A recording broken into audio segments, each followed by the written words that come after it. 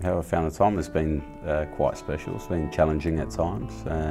Been out of my comfort zone, but learning a lot. And it's always a great honour to represent your country as a player, but to represent your country as a coach is something special as well.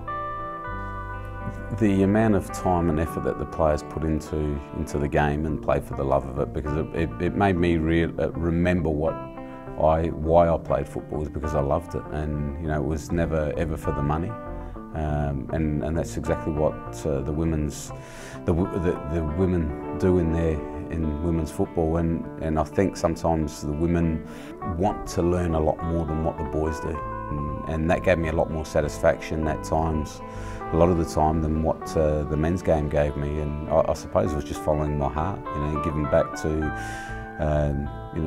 footballers that actually wanted to progress in the game and not think that they were already stars. I think professionalism, a winning mentality. I always say to the players, winning is a mentality, and it doesn't mean going out winning games. It also means every single training session that, if you're playing 10 passes, that 10 passes go to your teammate and on the right side, and that's a winning mentality as well. And I think a little bit of that, and we've all got that culture of not giving up. That's that Australian culture, so installing that into the girls as well. Basically, I take all the warm-ups in training and warm-ups in match day. We all share the load of video analysis, so we'll sit down as a group and go through the games, and we all know what Stage wants and what he's looking for, and having a better understanding in doing that. So that's part of our duties. Meetings with the players and meetings with Stage. Sometimes in training session we'll take a positioning game or possession game, and just having a better understanding of exactly what Stage wants, and it's he makes it very easy to understand his playing philosophy, and his principles are very, very clear. So we all have a clear understanding of what he wants, and it's just a bit of feedback at times as well. So they are long days, but they're enjoyable days because you're forever learning.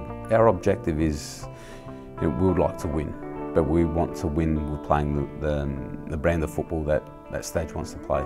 And obviously, like everyone around the world wants to play a proactive brand of football with keeping possession and rotations and whatever else, but I think a lot of our structure as well is on our defence, and we want to get that right first. So I think it's putting the package together and slowly getting some match fitness as well against some really good opposition, and just prepare ourselves for the World Cup. Slowly we're preparing ourselves for the first game. And speaking to the players a little bit at a time about what the US do and where they're at in their careers as well, because they've got an ageing squad. They've had some poor results of late, and it's a little bit about what the US do and a lot more about what we can do.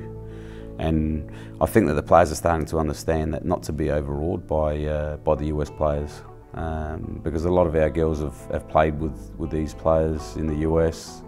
A lot of them look up to them as footballers, but it comes a period or a time in your career where you've got to play against these players and front up against these footballers, and that self-belief comes into play.